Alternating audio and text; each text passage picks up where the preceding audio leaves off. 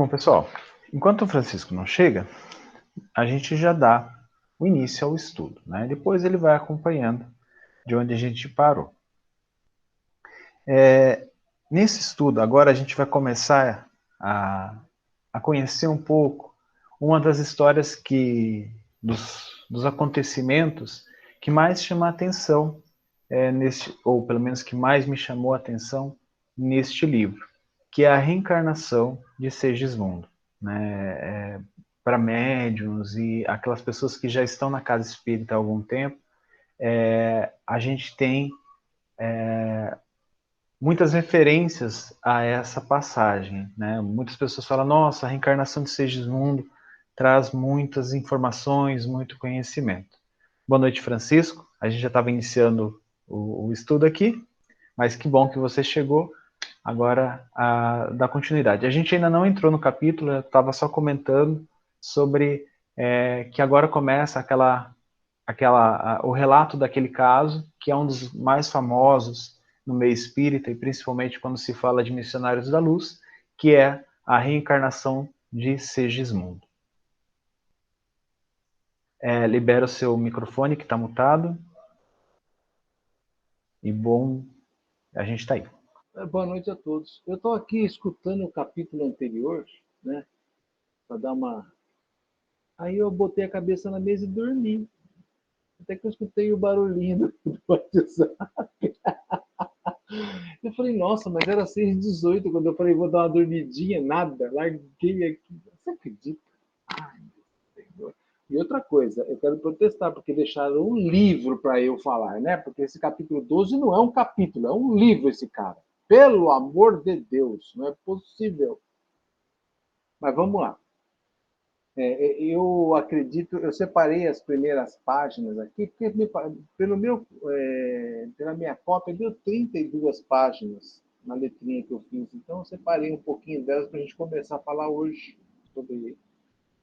É impressionante a quantidade de informação, né? Então vamos lá. Vamos ler um trecho e eu vou fazer o meu comentário a respeito do que eu achar importante. Vocês vão também entrando e conversando e a gente vai chegando no bem comum, tá? Nós estamos em 6 pessoas. Só estão esses 6 acompanhando o curso? Que, Juliano? Varia bastante. Às vezes o pessoal falta. Hoje é aniversário da Rita, né? Então ela está com bastante gente lá. O Ivens está entrando. Aqui a gente está com reforma em casa, então aí complica um Entendi. pouco. E aí o pessoal tem acompanhado bastante. Tem umas 9 Olha, pessoas acompanhando. então dispunhamos, Alexandre e eu, a regressão. Já fez faz prece aqui? Não. Já foi feito. Já foi feito. Então, que Jesus me acompanhe aqui. Dispunhamos, Alexandre e eu, a regressar à nossa sede espiritual de trabalho, quando o orientador foi procurado por um companheiro de elevada expressão hierárquica, Herculano, que nos saudou igual. Expressão hierárquica, eu coloquei Herculano porque essa informação é revelada no decorrer do texto, tá? Que me saudou igualmente, demonstrando grande apreço e carinho. E serei breve, disse ao meu instrutor que o atendia, solícito. O tempo não me permite longas conversações. E modificando a expressão fisionômica, acentuou. Lembra-se de Segismundo, nosso velho amigo? Como não? Redarguiu o interpelado, o Alexandre. Ambos lhe devemos significativos favores de outro tempo. Né? Então, a minha primeira observação é assim, bastante interessante, porque é um relato de relações sociais que a gente vai ter aqui pela frente, o início, né? Que André Luiz conseguiu captar assim um monte de nuances de uma história que tem várias faces. Então a primeira que ele coloca assim, ó, ambos lhe devemos significativos favores de outros tempos. Uma coisa que me chamou a atenção nesse capítulo durante todo esse processo em que Sigismundo vai passar pela sua reencarnação, é a quantidade de amigos que este personagem angariou em tarefas do plano espiritual e que vão acompanhá-lo nesse processo de reencarnação. É impressionante. E ele conseguiu a simpatia de dois caras de grande potencial espiritual, que é Alexandre e Herculano. E o André Luiz, então, filmando toda essa situação, vai relatando para a gente. Né? Pois bem, tornou o visitante, Segismundo necessita colaboração urgente. Reconheço que você não é especialista em trabalhos referentes à reencarnação. No entanto, sinto-me compelido a recorrer ao concurso dos amigos. O novo companheiro fez um pequeno intervalo e continuou. Não se esqueceu você de que o nosso amigo, não obstante os rasgos de generosidade, assumiu compromissos muito sérios no passado? Sim, sim, respondeu o orientador. O drama dele vive ainda em nossa memória. Quer dizer, Herculano e Alexandre conversando a respeito de Segismundo, né? O texto mostra que realmente eles tinham muito conhecimento da causa em que Segismundo tinha se envolvido no passado. E eles continuam. Segismundo, presentemente, prosseguiu o outro, voltará ao rio da vida física. A situação assim o exige e não devemos perder a oportunidade de encaminhá-lo ao necessário resgate. Segundo está informado, Raquel, a pobre criatura que ele desviou em época de laços afetivos mais fortes, e Adelino, o infeliz marido que o nosso irmão assassinou em lamentável competição armada, já se encontram na costa desde muito e, há 4 anos, religaram-se nos elos do matrimônio. Tudo está preparado a fim de que Segismundo regresse à companhia da vítima e do inimigo do pretérito, no sentido de santificar o coração. Será ele de conformidade com a permissão de nossos maiores, o segundo filhinho do casal. Todavia, estamos lutando com grandes dificuldades para localizá-lo. Infelizmente, Adelino, que lhe será o futuro pai, transitório, repele-o com calor. Tão logo surgem as horas do sono físico, trabalhando contra os nossos melhores propósitos de harmonização. Então, vamos dar um tempinho aí. Então, eles dão aqui uma primeira imagem do quadro que envolve Raquel, Adelino e Segismundo. Né? No passado, Segismundo e Adelino se envolveram numa relação extraconjugal e Segismundo levou a óbito o Adelino. Tá? Ele fala em competição armada, eu acredito que seja o duelo, alguma coisa assim.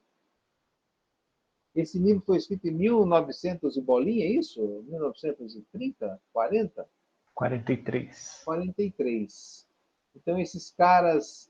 tem um relato aí que fala que Segismundo passou 30 anos trabalhando, então, subtraindo 43 menos 30, em 1913. Né? No início do século XX, talvez, final do século XIX, os duelos armados ainda fossem forma de solução de problemas entre os seres, sei lá. Então, a gente entende que possa ter sido através de um duelo. Francisco. Oi. Se me permite, eu tenho 2 observações legais que eu marquei aqui. A primeira foi quando ele falou, né, quando o Herculano falou, que tudo está preparado a fim de que Segismundo regresse à companhia da vítima e do inimigo do pretérito, no sentido de santificar o coração. É interessante isso, né? Porque muitas vezes nós não entendemos, e as pessoas que procuram o Espiritismo não entendem essa questão de que nós estamos, muitas vezes, em nossas famílias, com os nossos inimigos do passado, com pessoas que nós temos dificuldade para lidar até hoje, né? Então, assim, são pessoas que a sua própria energia, a sua própria presença já traz uma amargura no coração. E são pessoas que muitas vezes estão na nossa família muito próximas, né? Até mesmo a gente começa a perceber que quando a Divina Providência, né, coloca essa questão da gente formar grupos familiares e ter irmãos, ter mãe, pai, para que nos dirija, o amor que a gente sente, por mais que o nosso irmão, nosso pai, nossa mãe tenham errado no passado, a gente ainda cria laços de um afeto muito grande.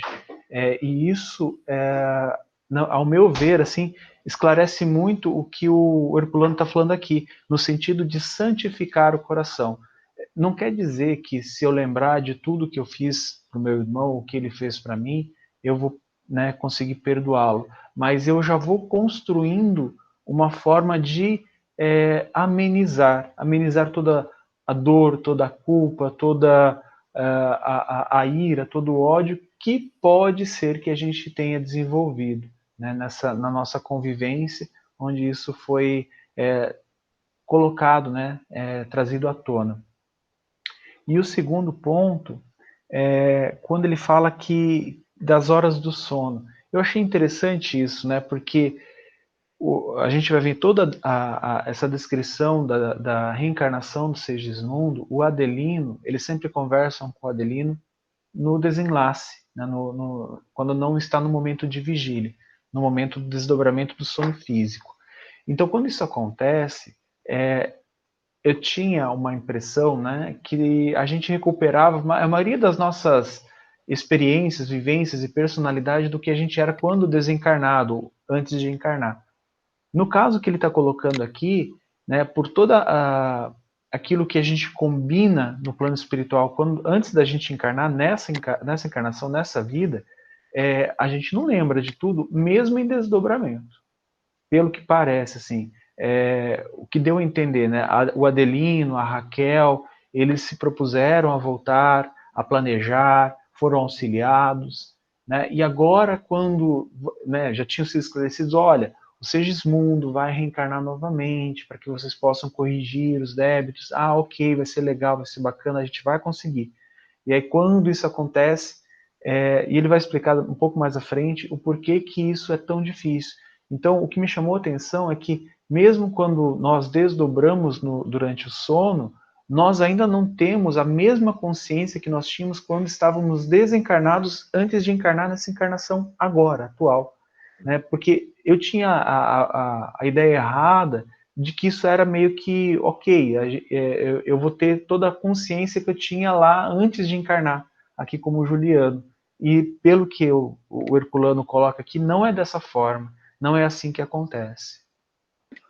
Muitos de nós, durante o sono físico, realmente, eu já li alguns livros, tal, que a gente fica meio bobão, meio atordoado quando sai do corpo. Essa coisa de, no desdobramento do sono físico, eu vou sair, vou para night, vou para isso, vou para aquilo. Não é bem assim, não. Primeiro vai depender muito, acho que, do desenvolvimento espiritual do cabra, sabe? Porque a gente não pode esquecer que nós estamos numa progressão espiritual, né? Nós estamos evoluindo e progredindo. Então, às vezes, muitos de nós, a maioria, ainda não tem essa competência para sair volitando para lá e para cá, e vai aqui, vai ali. Não é bem assim, não. Bem interessante isso. E outra coisa, com respeito ao que você falou aí, que foi muito bom você ter levantado essa questão, esse caso de Segismundo, o Alexandre, ele fala assim, olha,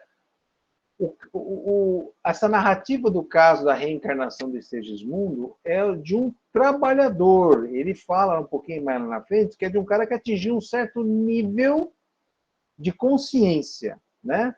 Então ele se percebe como um ser devedor, tal. Então ele recebe ajuda de uma área especial do astral. Tudo bem.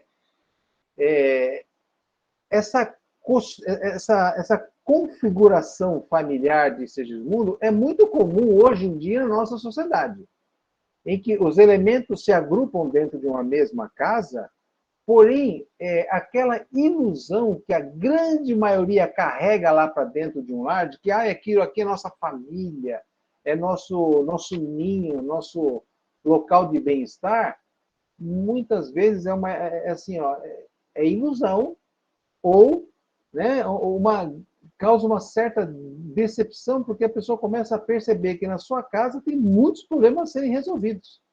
Então, aí mostra uma possível situação em que nós nos juntamos infelizmente, ainda não é para amarmos realmente um ao outro, mas sim para nos acertar, né? Muito mais para nos doar, e etc. E fazer toda aquela parte da caridade dos princípios que Jesus veio tentar nos ensinar. Então, o que está rolando nessa situação da Lina é algo muito parecido. Emmanuel fala, né? Aquele encantamento no início vai para uma realidade mesmo, que é se acertar, né? E o Adelino vai repelindo, então, essa ideia da reencarnação. Então, eles continuam lá depois, ó. Aí, o Alexandre faz uma pergunta muito interessante para Herculano, né? E Segismundo, indagou o mentor preocupado, qual a atitude dominante? Herculano, o mensageiro que nos visitava, informou em fraternal interesse. A princípio, animava-se da melhor esperança. Agora, porém, que o rival antigo lhe oferece pensamentos de ódio e ciúme, olvidando compromissos assumidos em nossa esfera de ação, sente-se novamente desventurado e sem forças para reparar o mal. Quer dizer, quando ele encara lá o Adelino dá uma chumbraga nele, ele baixa a vontade, né, de querer ir para frente e levar os planos adiante. Então, você repara que o Alexandre tem uma preocupação com o psiquismo de Segismundo, tá?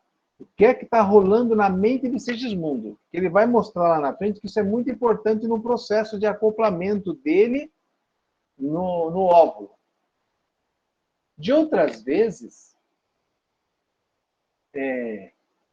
enche-lhe a tristeza de profunda revolta, e nesse estado negativo, subtrai-lhe a nossa cooperação eficiente. O visitante fez ligeira pausa e acrescentou com inflexão rogativa. Não poderá você ajudar-nos nesse sentido, nesse difícil processo de reencarnação? Lembro-me de sua amizade, que a sua amizade dividia-se entre ambos. Quem sabe se a sua intervenção afetuosa consegue convencer Adelino. Então a gente repara que a tarefa de Alexandre vai ser a nível de psiquismo, né? Não está faltando nenhum desentupimento de trompa para que o óvulo caminhe total. O papo deles ainda é a questão mental das partes envolvidas. E a gente percebe assim, uma primeira pincelada, que eu não sei se é a primeira, porque as outras duas obras eu não lembro com tanto detalhe, né? Mas o quanto a mente interfere em nosso corpo. É impressionante. Francisco, Oi. eu achei muito, muito legal que esse relato em que o Herculano fala assim, olha, né, por causa desse pensamento do Adelino, né, que repele o Segismundo e está afetando ele, não só repelindo, mas está afetando ele, deixando ele para baixo. Por mais que a equipe espiritual, né, coopere, por mais que ela doe energias, vibrações, aconselhamentos, aquilo está sendo subtraído dele por causa desses pensamentos, dessa vibração, dessa emanação que a Adelino oferece, né? A Segismundo, e Segismundo entra na sintonia.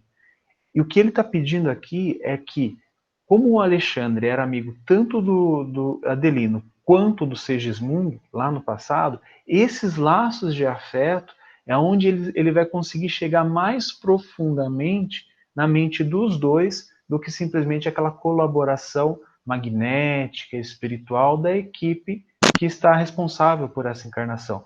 Então, pelo que eu percebi aqui, né, e do que eu me lembro dos outros capítulos, esse afeto de Alexandre, essa proximidade com os dois, é isso que a espiritualidade, esse mentor, né, que é o Herculano, vem utilizar para que ele possa conduzir da melhor maneira. E eu vejo muito isso, assim, talvez eu esteja usando o exemplo errado, mas nas câmaras de assistência, quando um espírito se nega a ajuda, se nega a amparo, muitas vezes vem uma alma conhecida do passado, um espírito da sua convivência em outras encarnações, em outras veredas, e vem auxiliar. Então a espiritualidade traz um desses espíritos, familiares, conhecidos, amigos, com laços de afeto, porque esses laços, eles têm muito mais, um poder muito maior de confiança, de afabilidade, de doçura,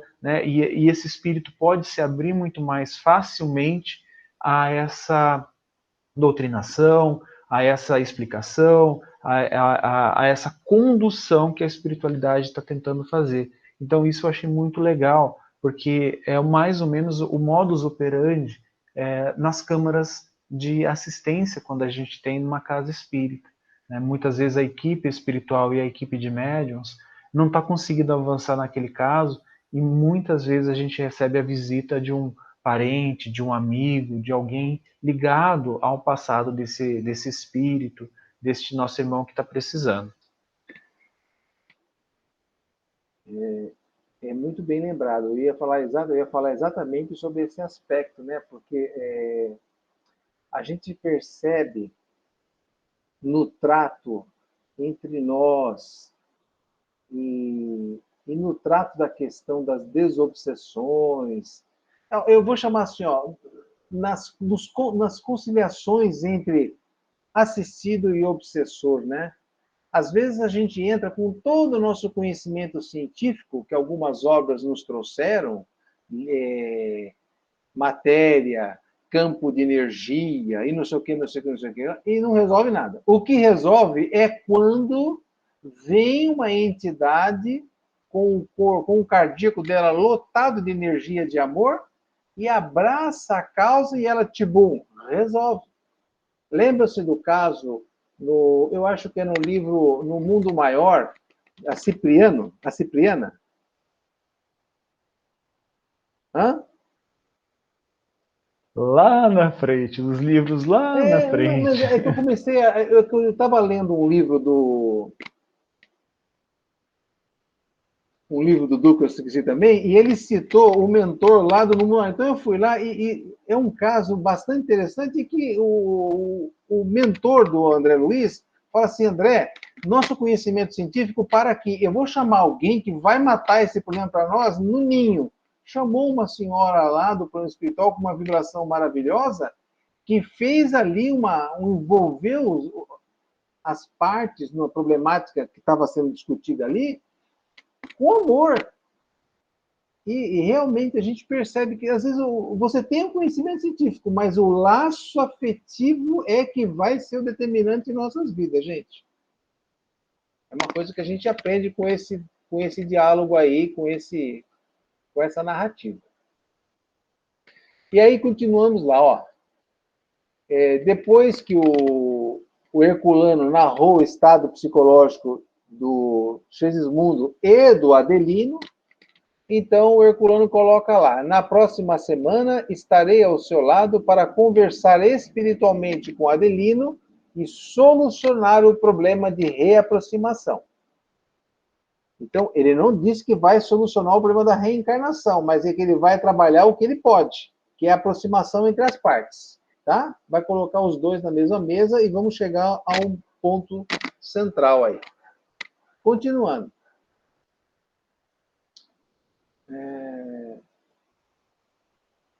Estamos confiantes no auxílio divino. Herculano agradeceu e despediu-se comovidamente.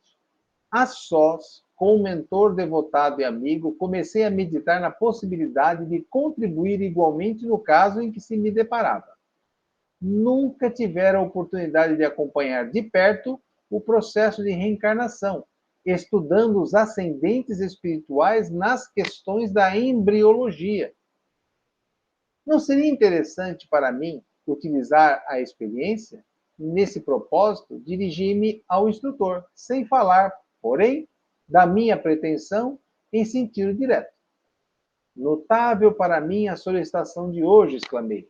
Longe estava de pensar no mundo, na multiplicidade de tarefas atribuídas aos benfeitores e missionários desencarnados. A extensão do serviço em nosso campo de ação assombraria a qualquer mortal. Sem dúvida, respondeu o mentor atencioso. Os trabalhos se desdobram em todas as direções.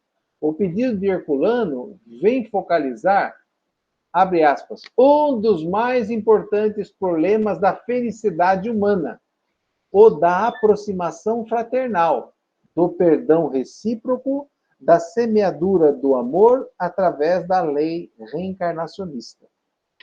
Barbaridade, né?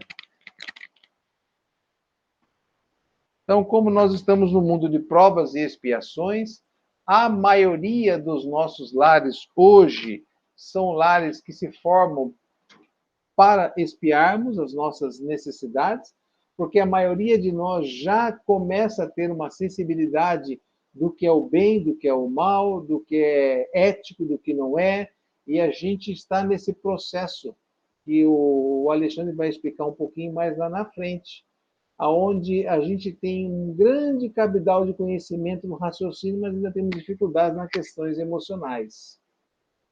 E ele está falando que o mais, assim, o pedido que foi feito por Herculano é um dos mais importantes problemas da felicidade humana, o da aproximação fraternal, o do perdão recíproco, da semeadura do amor através da lei reencarnacionista. Aproximação fraternal realmente é aquela coisa de vocês ter prazer de estar ao lado de, né? É um prazer da companhia, do compartilhamento do espaço físico. E tem dia que a gente acorda querendo morder até o dedão do pé da cadeira que nos cerca, né? Vocês imaginam o quanto a gente tem que trabalhar.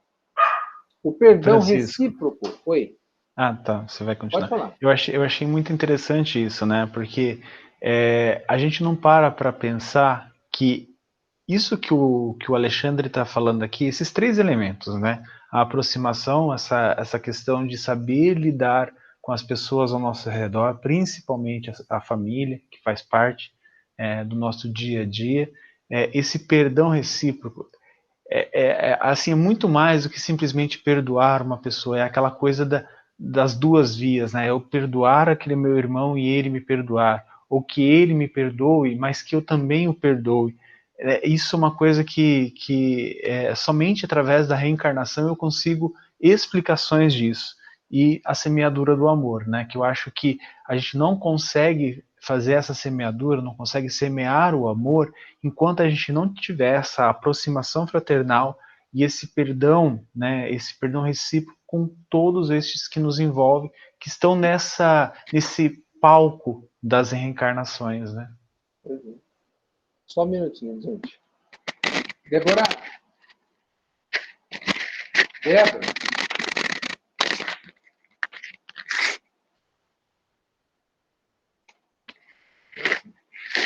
Débora.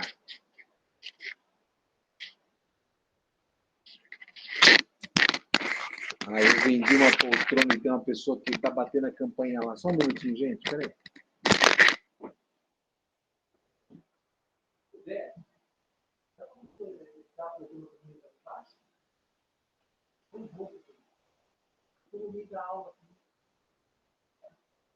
Eu vou ter que apagar isso da gravação, gente. Aproveito porque eu vou apagar isso amanhã.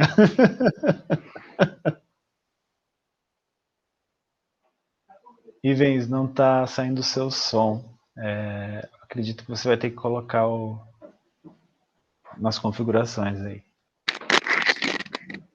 A pessoa teve o dia inteiro para vir buscar a poltrona que comprou, veio agora, mas tudo bem. A Débora vai lá ajudar.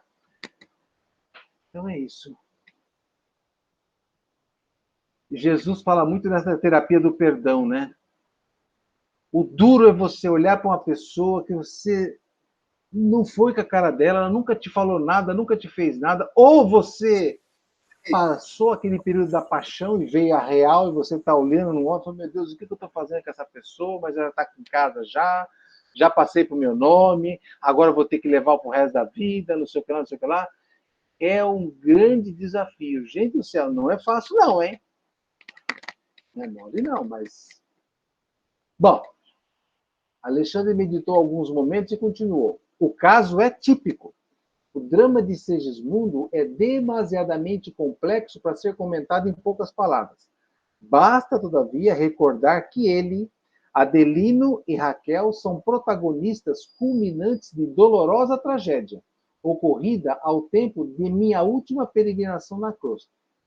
Em seguida a uma paixão desvairada, Adelino foi vítima de homicídio, Segismundo do crime e Raquel do prostíbulo.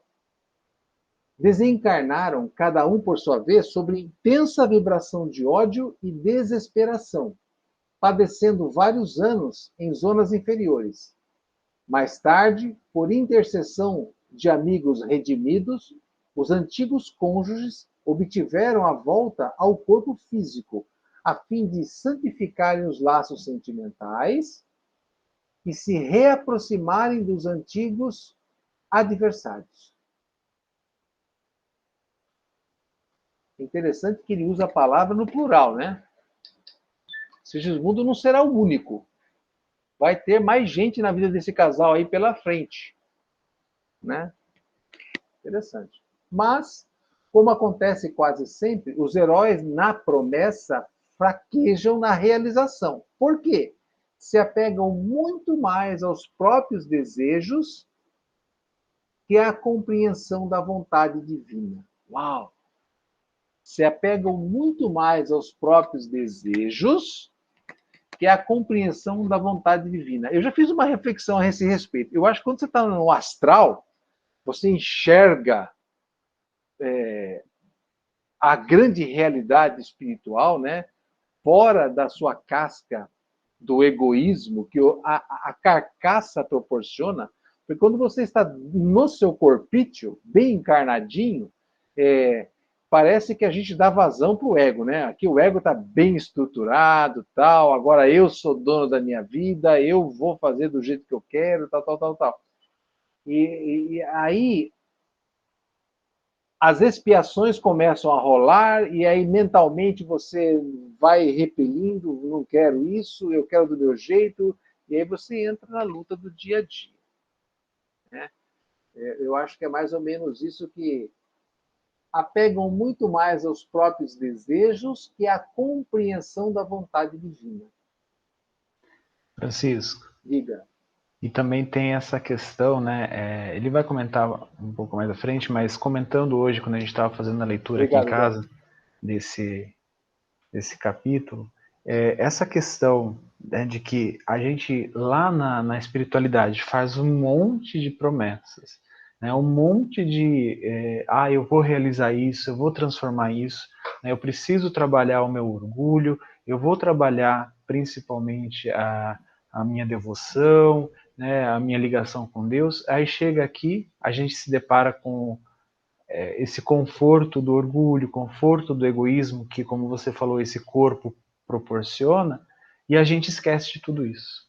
Ou a gente é levado para um outro caminho.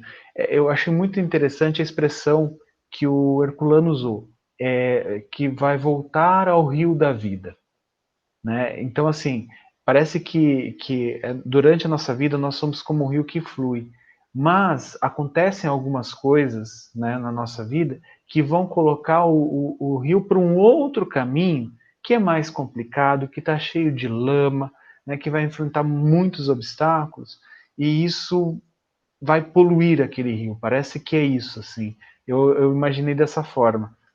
E quando ele fala disso, né, que a providência divina gostaria muito que eu seguisse esse caminho, né, como o rio. Segue reto, segue esse caminho que nós já sabemos que é bom, né, e esse caminho é o evangelho. E aí a gente chega aqui e fala, não, esse caminho não, eu vou, né, para um outro lado, para um outro caminho, desbravar, só que esse desbravamento, afastado do evangelho, afastado das designações de Deus, nos leva a alguns sofrimentos, né, onde o Alexandre coloca aqui que isso é fraquejar, né, isso é deixar de realizar grandes coisas.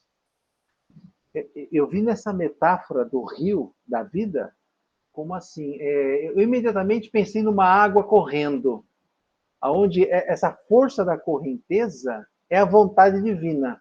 que vai te levando através das experiências, né? E não tem como você ficar nadando para chegar ao outro lado da correnteza, primeiro porque você não vai chegar no mesmo ponto que você quer, que a correnteza vai fazendo você descer morro abaixo, água abaixo. Então, realmente assim, a gente faz tantos planos, né? Ah, eu quero fazer isso, eu quero atingir aquilo lá, tal, tal, tal, tal, tal. Aí você acorda no dia seguinte, já recebe um telefonema que já imediatamente vem uma notícia que transforma radicalmente o seu ritmo naquele dia. E no dia seguinte tem um outro problema que surge, que dá mais um pitaco, joga você um pouquinho mais para a esquerda. No outro dia vem outro problema que joga um pouquinho mais para a esquerda ainda. E aí você vai se distanciando daquele eixo que você achava que seria o ideal. Então a vontade divina realmente ela vai nos provocando para que nós procuremos nos perceber, nos analisar, vai sentir um pouquinho do que nós vamos tendo por dentro, nossas reações. Mais ou menos isso que eu percebo nessa condição. E o Adelino tá com esse inferno no coração dele, né? É isso aí. De posse dos bens da vida física, nega-se Adelino a perdoar, recapitulando erradamente as lições do passado. Antes mesmo da reencarnação do antigo transviado, já se manifesta contrária a qualquer auxílio. Sempre o velho círculo vicioso. Quando fora da oportunidade bendita de trabalho terrestre e vendo a extensão das próprias necessidades, desvela-se o companheiro em prometer fidelidade e realização. Mas, logo que a possa do tesouro do corpo físico, volta ao endurecimento espiritual e ao menosprezo das leis de Deus. Resumindo o que a gente acabou de comentar. Calou-se o mentor por alguns instantes, acentuando em seguida. Buscarei, porém, chamá-los à recordação dos compromissos. Neste interim, entendendo que a oportunidade é preciosa, solicitei. Se me é possível acompanhá-lo, creio que aproveitaria muito. Poderia talvez adquirir valores significativos para o serviço do próximo e para meu benefício pessoal. Ignoro até quando me será permitido estudar em sua companhia. Estimarei o aproveitamento integral de semelhante oportunidade. Alexandre sorriu compassivo e falou: não tenho objeções. Entretanto, não creio que deva seguir os trabalhos sem algum conhecimento prévio do assunto. Em toda edificação verdadeiramente útil, não podemos prescindir de base. Isso é uma coisa que eu notei já desde quando eu li minha primeira vez o livro Nosso Lar, era a organização no plano espiritual para desenvolver qualquer atividade, principalmente atividade de socorro e assistência, né? Não era aquela coisa, você está na sua casa, bate alguém na porta, escuta, pelo amor de Deus, gritando, me ajuda aqui, você sai separando, batendo, auxiliando, sem ter o que está acontecendo, sem escutar as partes tal. Não, no plano espiritual, principalmente esse pessoal que dá assistência para nós aqui, é tudo muito bem estudado, muito bem calculado para que as interferências, as interseções sejam muito bem aproveitadas por todos, né? Então, o Alexandre vai levar o nosso André Luiz a esse conhecimento, para que ele tenha um pouquinho de qualificação para trabalhar direito junto a essa equipe que vai lá dar assistência ao casal. Francisco, uma coisa interessante nesse comentário do Alexandre, né, é que realmente, assim, eu vejo, no caso, ano passado e no ano anterior, nós falamos, né, nós ajudamos a conduzir o curso de educação mediúnica.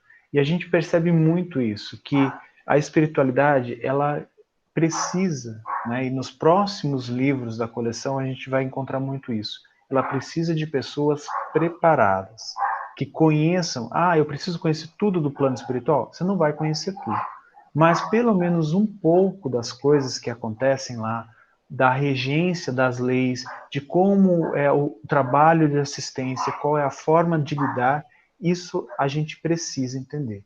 E quanto mais conhecimento a gente tem com essas fontes confiáveis, né, que é a codificação, são as obras psicografadas pelo Chico, as coisas que o Divaldo e a Joana trouxeram, né, essas fontes que a gente bebe e sabe que está tranquilo, né, por causa da sua acuidade em se tratando de doutrina espírita, isso fornece bases para que os médiuns possam trabalhar. Como é que a espiritualidade vai querer trazer casos muito complicados ou resolver questões muito profundas se os médiuns, o dirigente, ele não está preparado para isso? Então, esse é o intuito, claro, desse nosso estudo do André Luiz, para a gente poder se preparar. E essa continuidade do estudo, a gente sempre fala isso nos cursos mediúnicos, o médium não vai parar de estudar, o médium não vai parar de se informar sobre as coisas que estão acontecendo e que a doutrina pode trazer, trouxe, né, e ainda continua trazendo através da espiritualidade.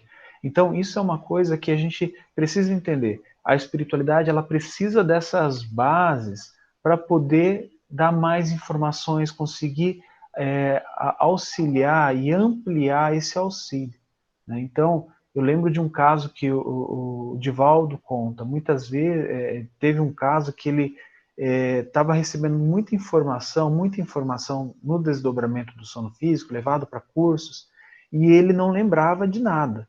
Ele acordava no outro dia, ele sabia que ele tinha ido num curso, mas ele não sabia, assim, que era um curso mais sobre anatomias, essas coisas. E ele falou assim, ele chegou e falou para a Joana, falou assim, olha, eu não lembro de nada. Do que adianta eu ir lá para esse curso se eu não lembro de nada? Aí ela falou assim, olha, nós precisamos que você tenha esse conhecimento dentro de você. Nós vamos acessar. Você vai acessar no momento oportuno. Então, o conhecimento estava dentro dele, né? Claro que com o esforço dele, mas que naquele momento, né, que a Joana estava psicografando e ia trazer, ela ia utilizar desse conhecimento. Provavelmente mais tarde ele teria acesso de acordo com o seu galgar evolutivo, né? Isso eu achei muito legal, principalmente quando Alexandre fala que a gente precisa dessas bases, né? Porque nessa questão mediúnica, o espírito não vai usar uma onda mental que traga uma ideia que não tenha ressonância no cabedal de inteligência do médium, porque ele não vai entender, né? É isso aí. É que nem conversar sobre poluição do ar com peixe. Complicado. Nossa Senhora. Não cabe. Aí o Alexandre continua com o André Luiz na conversa, né? Temos bons amigos no planejamento de reencarnações, serviço muito importante em nossa colônia espiritual, diretamente relacionado com as atividades do esclarecimento. Nessa instituição, durante alguns dias, você terá uma ideia aproximada da nossa tarefa, portas adentro de semelhantes trabalhos. Grande percentagem de reencarnações na crosta se processa em moldes padronizados para todos, no campo de manifestação puramente evolutivos. Mas outra porcentagem não obedece ao mesmo programa. Então, aqui ele começa a fazer uma separação bastante interessante de dois grupos, que eu costumo dizer assim, aqueles que começaram a despertar e aqueles que ainda são elementos de manada, né? Francisco, diga. Muitos estudiosos espíritas chamam esse grupo, né, acho que desse primeiro grupo que ele fala assim, em moldes padronizados, eles chamam de reencarnação compulsória. É aquela reencarnação que não é toda programada, né, como a do Segismundo aqui, com a interferência do Alexandre, com toda a questão do perispírito dele sendo trabalhado, a questão do corpo físico, a questão dos pais, o histórico. E os outros, eles já entram, né, nesses moldes padronizados, que são essas reencarnações compulsórias. Elas vêm para um trato evolutivo, mas não tem todo esse cabedal, não tem toda essa preparação. Então, é legal, mas o Alexandre ele não coloca qual o percentual, né? Isso que eu achei bacana. Ele divide, ele separa. Ele tem uma parte aqui e tem outra ali, mas essa proporção a gente não tem. É bem interessante isso. E olha como é que ele coloca aqui, ó. Elevando-se a alma em cultura, conhecimentos e, consequentemente, em responsabilidade, o processo reencarnacionista individual é mais complexo, fugindo à expressão geral, como é lógico.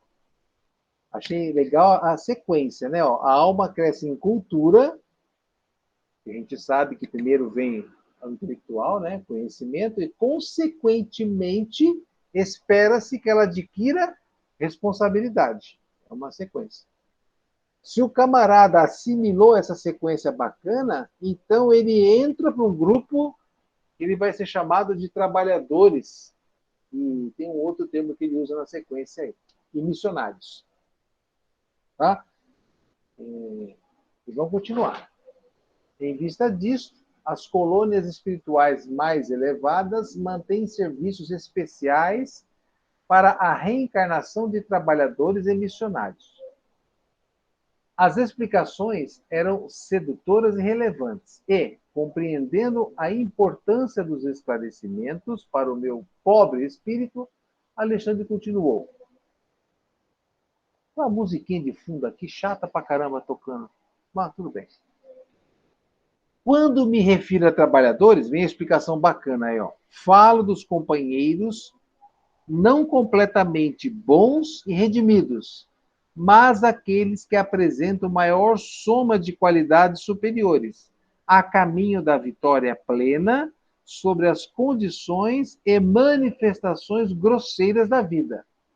Em geral, como acontece a nós outros, são entidades em débito, mas com valores de boa vontade, perseverança e sinceridade, que lhes outorgam o direito de influir sobre os fatores de sua reencarnação, escapando, de certo modo, ao padrão geral.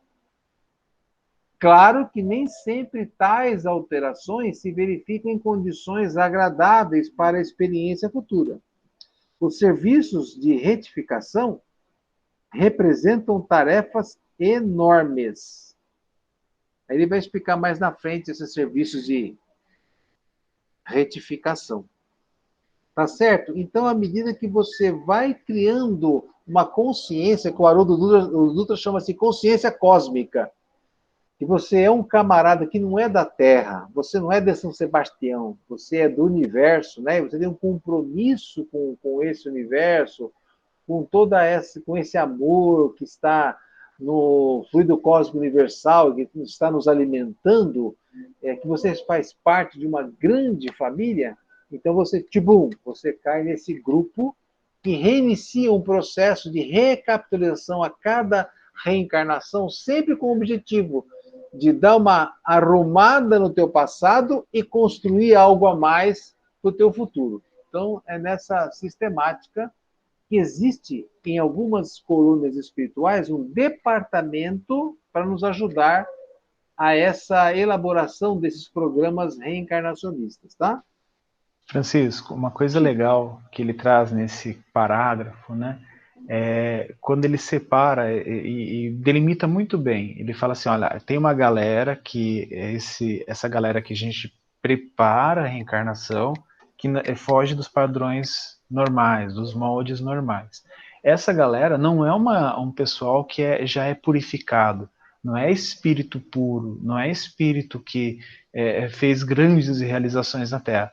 É aquele que está batalhando, que está indo atrás. Né? Eu acredito que a maioria de nós quer trazer essas informações do Evangelho na nossa vivência, na aplicação do Evangelho na nossa vivência.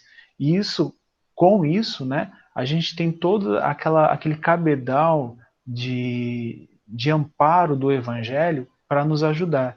E, além disso, quando a gente voltar para a Terra, né, a gente vai ter esse auxílio.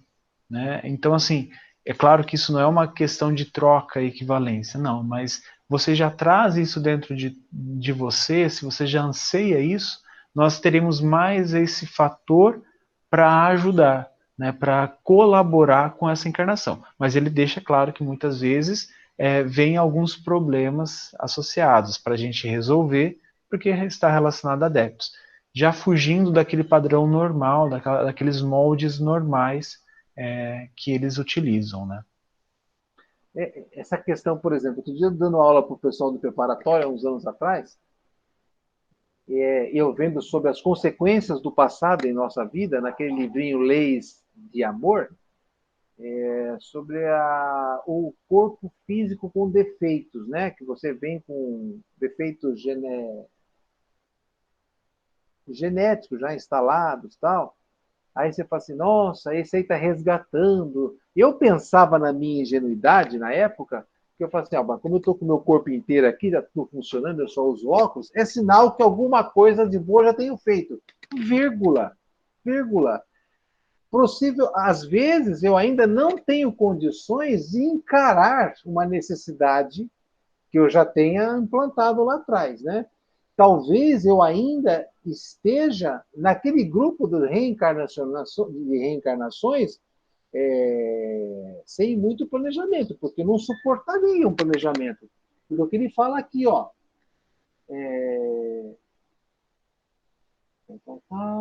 onde é que é? Ideias, possibilidades, tão somente informações de raciocínio, Condições agradáveis para a então, experiência futura, né? ele fala assim, ó, os serviços de retificação representam tarefas enormes.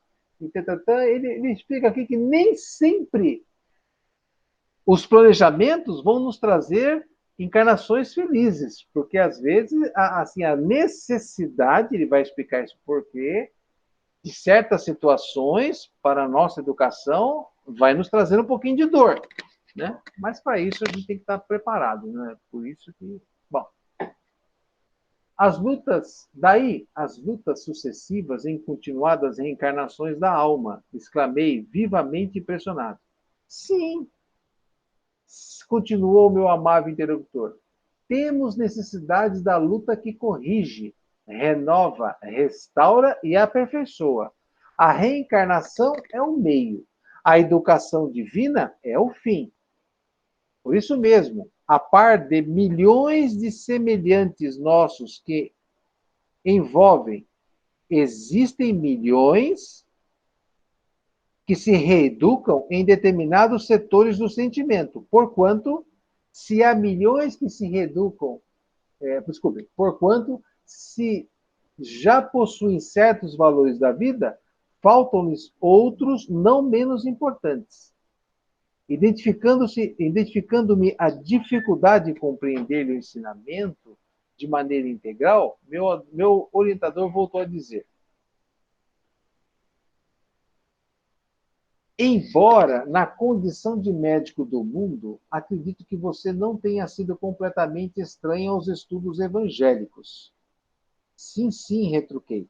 Pois bem, o próprio Jesus nos deixou material de pensamento para o assunto em exame, quando nos asseverou que se a nossa mão ou os nossos olhos fossem motivos de escândalo, deveriam ser cortados ao penetrarmos no templo da vida. Compete-nos transferir a imagem literal para a interpretação simples do espírito. Se já falimos muitas vezes em experiências de autoridade, da riqueza, da beleza física, da inteligência, não seria lógico receber idêntica oportunidade nos trabalhos retificadores. Compreenderá claramente onde Alexandre pretendia chegar com os seus esclarecimentos amigos. Vamos só parar uma paradinha aqui. Quer dizer, se você reencarnou e conseguiu atingir postos de liderança, destaque social, destaque econômico, e isso lhe trouxe consequências negativas para seu espírito, não é bom, não seria prudente você reencarnar na mesma condição para reincidir no erro, se você ainda não está preparado para isso. Então, as reencarnações são programadas com limitadores, vamos dizer assim, que te impeçam de acessar estas mesmas posições que no pretérito te levaram à perdição. Ah, mas é um castigo? Não. É uma prevenção para que você desenvolva outros aspectos da sua estrutura comportamental íntima para te dar condições, quem sabe, para uma futura encarnação você poder ali, então, ter essa mesma oportunidade, ter esses mesmos papéis que te levaram a falir lá no passado. Então ele fala que essas programações também têm essa nuance, essa vista. Alguém quer falar alguma coisa? Já deu nosso horário, Francisco. Já. Então Nós é isso. precisamos encerrar. E faltou uma folha na minha programação. Deixa eu ver. Uma folha. Ótimo, tudo bem. Eu vou Semana que marcar vem a aqui. gente continua. Continua.